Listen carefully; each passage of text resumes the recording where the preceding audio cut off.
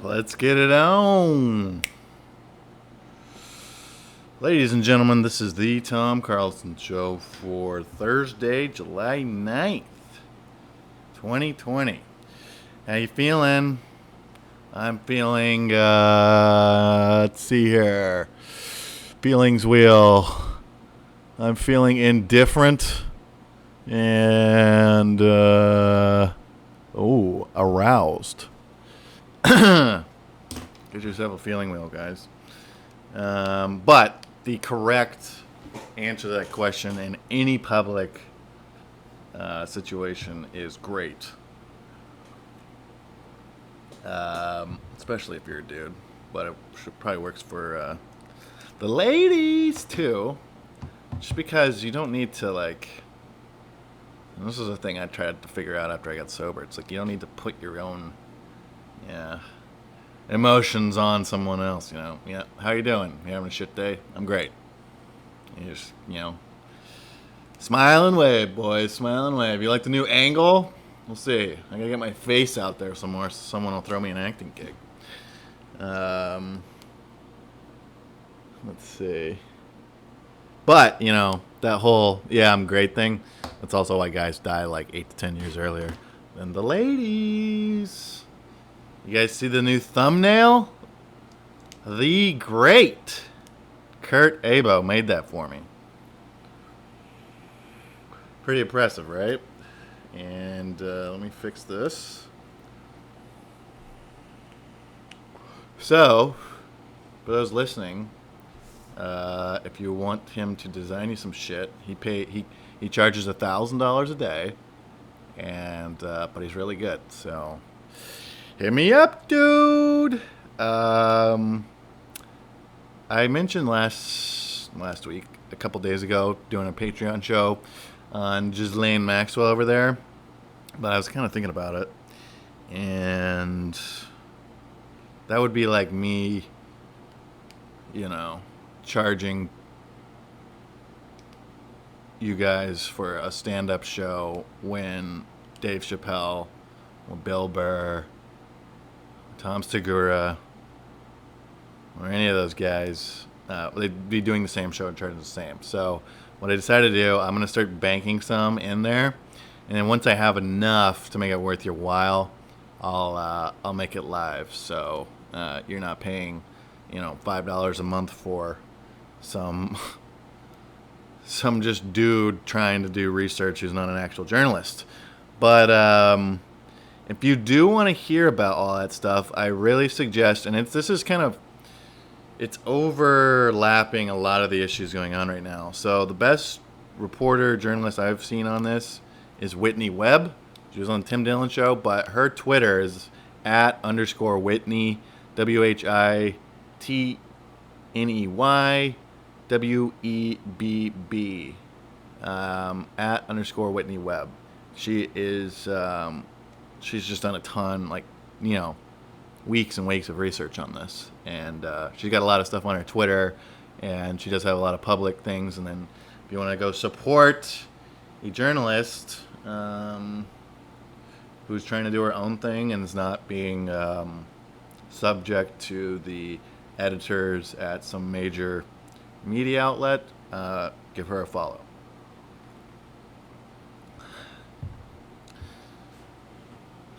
How's the spreadsheets going? Speaking of spreadsheets, I'm trying to figure out next steps on jobs and stuff so I don't get homeless here. And I thought I'd go over the jobs that I've had and the interviews that led up to them. So give me a second. Can't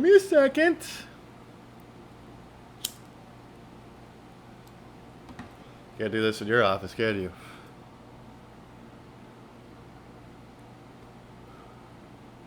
Got my Diet Coke. Got my Red Bull. Okay. So, when I was about... Man, I wonder when kids are going... I mean, I imagine it's the same thing, but...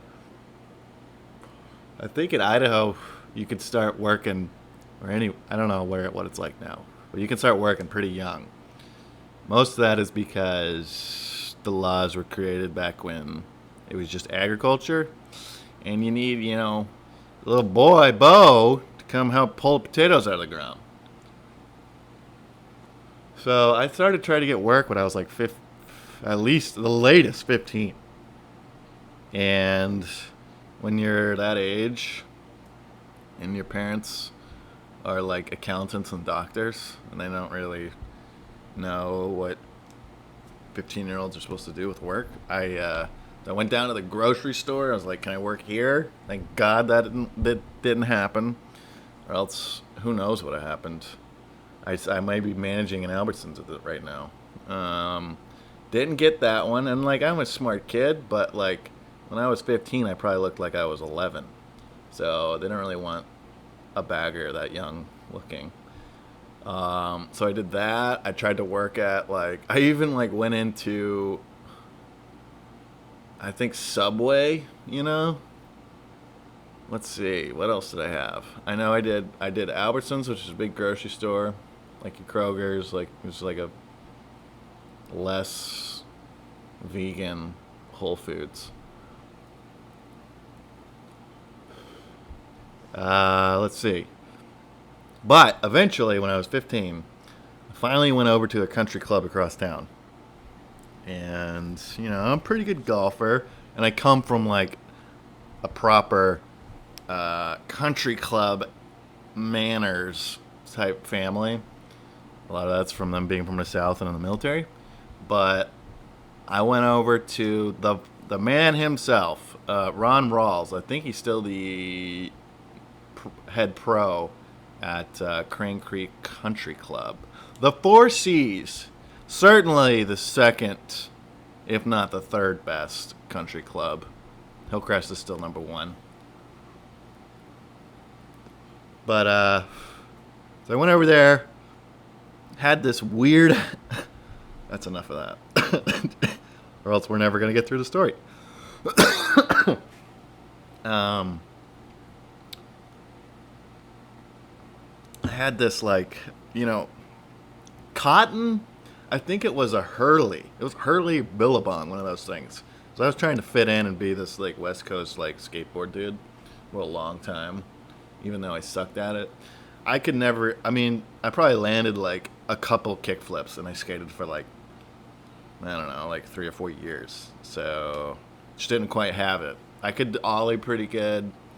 Get on the box. I was never good at manually or anything. Anyways, so I go over to the Four C's and I'm wearing this fucking Hurley cotton collared shirt and essentially Volcom, or no, maybe they were golf shorts, and I'm just this little pencil thing. And I'm like, can I work here? I'll do whatever I need to do. Whatever. I was trying to get the job of a bagger, which is essentially a caddy that doesn't actually go out on the course. So I get the people's bags out of storage. I put them on the carts. I wash the clubs. So, I think I got paid $7.25 was my opening salary. Not salary, hourly pay. But I crushed it in tips. And so I did that job for about, till I went to college. And then I did it, I think, the first 2 summers I got out of college. So for whatever reason, all that worked out perfect. It was still, and to this day, is the favorite job I've ever had. Just because the people you get to work with there. They're just other shits like me, trying to get some cash. Most of them were older, which was cool because I didn't really fit in with people my age, older people. And that's where I started. That's where I heard about Jim Rome, really. I remember I was there. I mean, you got to get there crack ass of dawn when you work at a golf course. The poor maintenance people had got to get there even before me. So I'd get there at 6 o'clock in the morning, and the maintenance people are halfway done cutting the course already. And yeah, it was terrific. So here and there, I had some other ones, internship bullshit, just learning how to talk the correct way in a corporate environment. Being extremely okay, I'll do anything. I've only changed that mentality probably since I moved to New York and started doing interviews here. And the craziest interview I went on here, I think I went on like, I had 3 or 4 different company ones, and maybe 1 or 2 with each of those, if not more. And this guy, I found him, and he was looking for. He was an insurance guy who made money, when like an apartment burns down or something, and he was looking for an estimator slash valuator for the costs of repairing the building to what the owners wanted it to get to. And that's a lot of work. And it said on the Zip Recruiter advertise, it had a pretty good price tag on the Zip Recruiter thing, but it was very like stretched out. So I was trying to see like what this was all about. And for our first interview, he takes me to one of the nicest steakhouses that I've ever been to, and in the city. What is it called? Benjamin Steakhouse. It's on 42nd, right across from Grand Central. And it is still the best steak. I've been there a couple times since. And it's like 1:30 in the afternoon on a freezing January, or not January, it must have been December lunchtime. And like, so I'm like, all right, I guess he's taking me here, I'll get what I want, right? So my meal probably costs like, I don't know, $160. And all it is like a steak, a potato, and like whatever Diet Coke shit that I had. Just very expensive. And he's like, all right. And we had like good convos. He was like, oh, obviously, like, you're qualified to do this. And he's like, well, here's the thing. Like, I can only pay you $30,000. I don't know. I was like, a month? And he's like, no, that's your salary for the year. And I was like, oh, okay. You realize I just moved to New York. I'm on my own. And you understand what rent is here, right? And he's like, yeah, but I think you should have some faith in like the company. He just started this thing like 5 years ago, and he was really starting to think he was gonna make a bunch of money.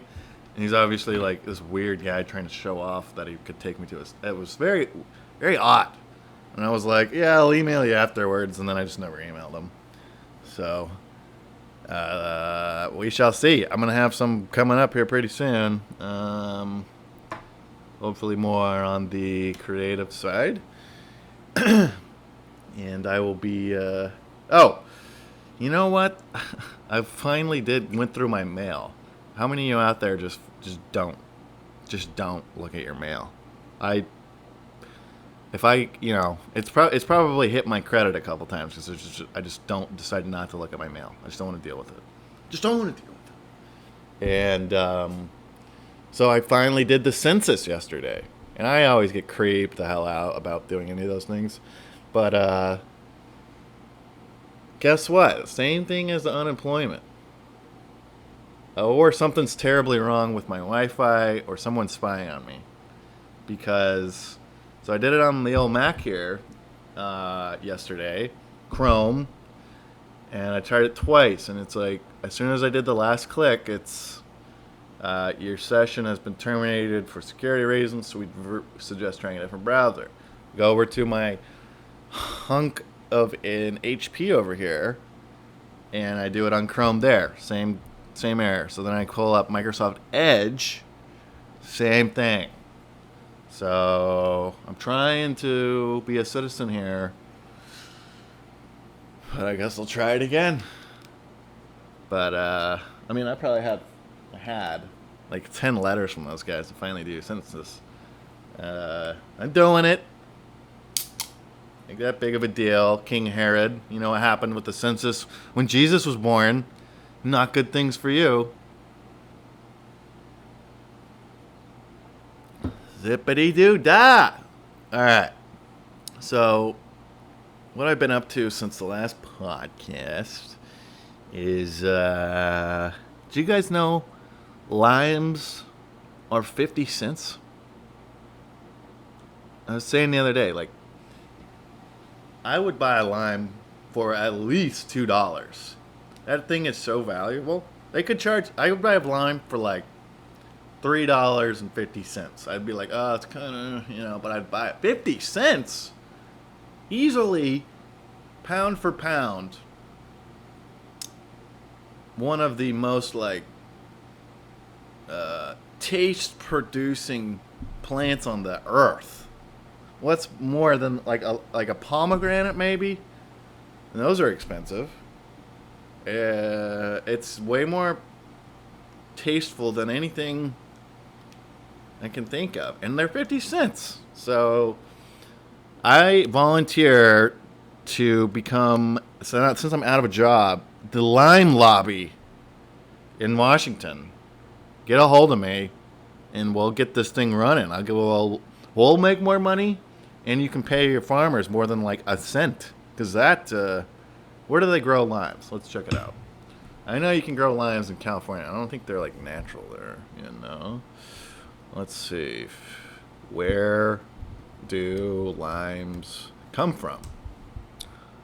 Although the precise... okay. I thought it was more of a South American thing. That sucks. Although the precise origin is uncertain, wild limes are believed to have first grown in Indonesia or Southeast Asia. Okay, that's pretty tight. And then were transported to the Mediterranean region or in North Africa around 1000 CE. Which I don't know what that means. Let's see. CE time period. The Common Era is a modern alternative to AD. Oh, jeez. How? Google. You gotta be kidding me. I guess that was, yeah, come on, man. We can't say BC, AD anymore. Before Christ. After. Or I guess AD is in the year of our Lord, so he's not dead. I always thought that as a kid it was before Christ, after death, or something like that. You know how they get you as a kid. Everything's burning. You're like, I remember, man, I went to fire and brimstone churches, man. And, dude, I swear to God, I said one bad thing in a week, and I thought I was going to hell. And I don't think that's kind of pressure you want to be putting on kids and all. You can teach them some of that New Testament stuff where you, like, love your neighbor, good stuff. Not that I'm going to be burning alive for all my life when I can't even comprehend that. So anyways, limes, 50 cents. I went down for the first time, really, since I've lived here, down to the village, the East Village. And it was pretty dope. So I went down to Tompkins Square Park. Actually, I got Thompson Square Bagel. And this was the first time I realized New York people are going to hate me. That you boil bagels. I had no idea. The person I was with was like, just don't ask them to toast it. You don't ask them that. Because, like, where I came from, you buy bagels at, like, the grocery store. And they were always, like, kind of dry. And the only thing I would do with them, I'd toast them and stick some peanut butter on them, which is pretty good.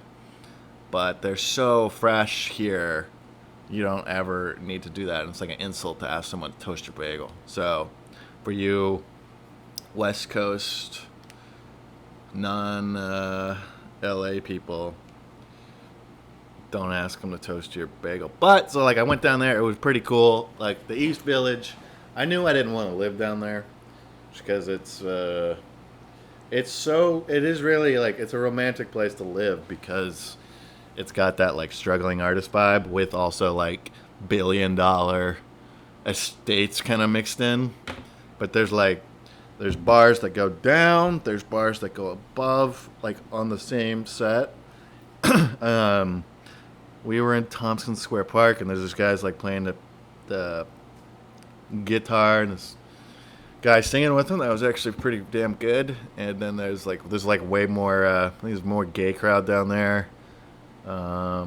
Definitely dirtier. Not as dirty as I expected it to be. However, once I got home, I mean, it was hot and humid, which it is now here all the time. But I was scratching myself all over the place. I think I got bitten by something. So, I mean, maybe the East Village doesn't live up to that grimy narrative that it kind of has. There's a lot of young people who, unfortunately, their parents pay for everything, so they just kind of hang out and complain about shit. A lot of those people are out at the park when we're in stage 3 and most people are back to work.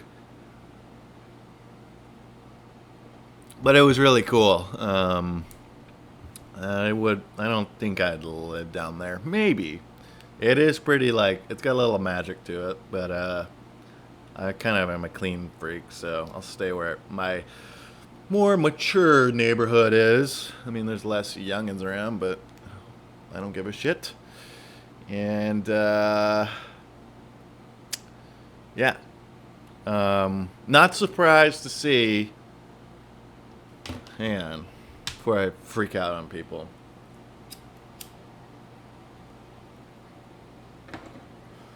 Not surprised to see at all that United Airlines is the first one to sit down at email saying we're probably going to lay off at thousands of people. Because, I mean, nothing against them. You got good people in ISIS, right? There's good people in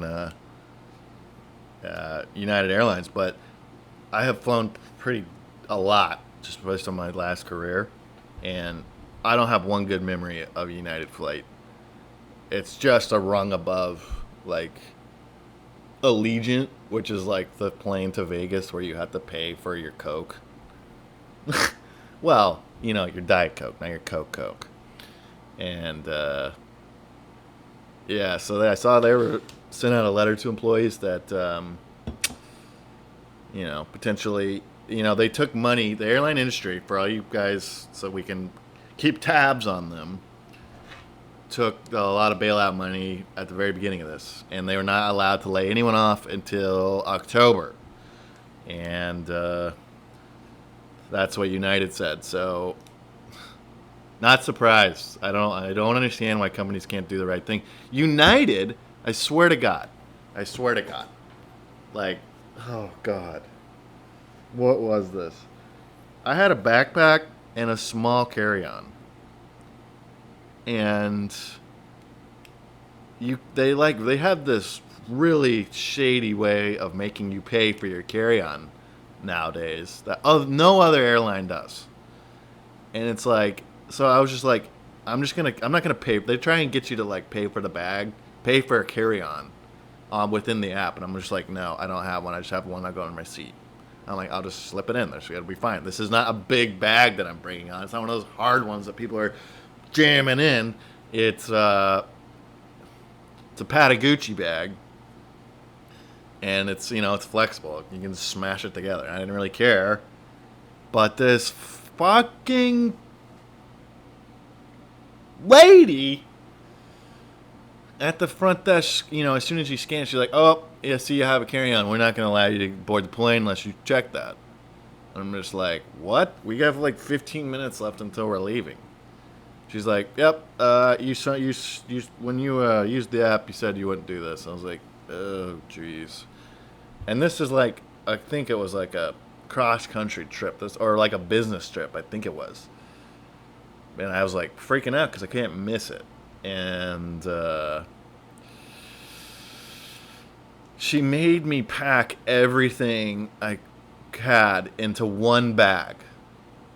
And so I packed my backpack into the Patagucci, and then she let me on. But doesn't make a difference, because it's still going in the overhead because I can't fit it, or what?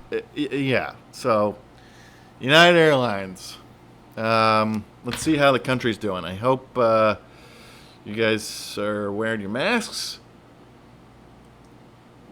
and not politicize wearing a mask. I don't understand that. I mean, I can wrap my head around why they are.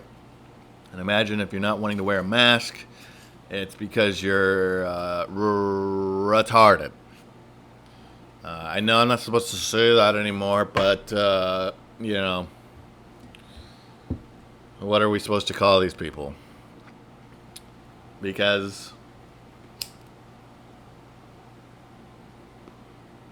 it's one of two things. One, extreme selfishness, which I think is a lot, and is something that, you know, parents, I knew it when I was a kid, dude. I totally saw it. When your parents aren't quite strict enough, your kid grows up to be an asshole, selfish piece of shit. Because their whole life, they've been told, like, everything they do is good, you know. And when you screw up, you're just, like, talked to, you know. And, like, that doesn't, at a certain age, that doesn't resonate. Because you can't grasp the concept of what the parent is trying to explain to the child and what they did was wrong. So at a certain age, at a young age, you have to have like certain disciplines. Now it doesn't mean beating the shit out of your kid. And but the way I mean, this is me just spitballing. Oh, jeez, I am not a parent. Woo boy. But I saw it as a kid. Like, I don't know all these kids that were just told to go, like, time out in their own room where they have video games. Like, they were terrible. You know, those are the kids that fucking take the ball and go run away. Which I did, but I didn't do it because... I did not do it because I was selfish and I wanted... very weird story here, okay? This totally just popped in my head. Oh God, I don't even. This is terrible. So, I used to like the bet. We had like games, like hardcore basketball games. And I can remember even more than high school basketball. And this is in elementary school. I remember riding my bike to school earlier in the morning, so I could get on the number one court, and it was almost impossible to get on. One, if I wasn't a sixth grader, and two, if I didn't get there at crack of dawn with some of these kids where the parents got to go to work, and I could drop them off like an hour before school. And so it was like a big deal for some reason. I don't know what was going on in that part of Boise, Idaho, where basketball was so important, but it was awesome.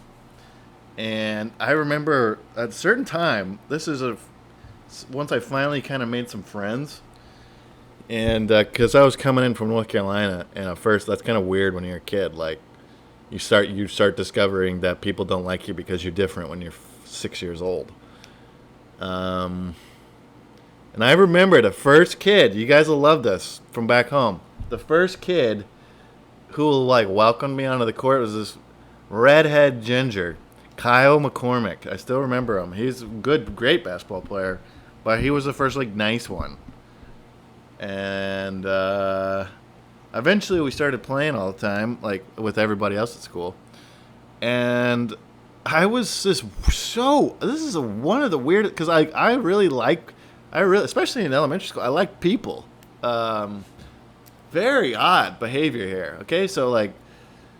It was never in the morning, because morning basketball was like the most important. I don't know why. This is at lunchtime, or you're like your recess, your last recess after lunch before you go home. I would just be like hanging out in like the grass somewhere. And I don't know if it was because there wasn't enough room to play, or I had missed out on like hopping on a team before they got started. But I would wait out in the grass and wait for a shot to go up, grab the basketball, and run. And let me tell you, I was the second fastest kid in that school my entire career. Only person faster than me was this doofus named Robert. And he was just this older, more mature, like a mature guy in elementary school. It's very weird.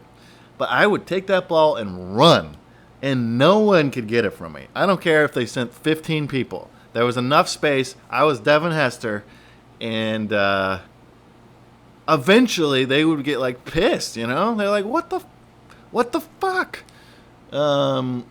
And but I did that like a few times. And it's just like, man, Tom, from the very beginning, your antisocial behavior, it's crazy. It's crazy, man. All right, you guys. Have a great weekend. Don't take anyone's basketball. We'll see you back here on Monday. Have a great day. It's a beautiful day to be alive. See you later.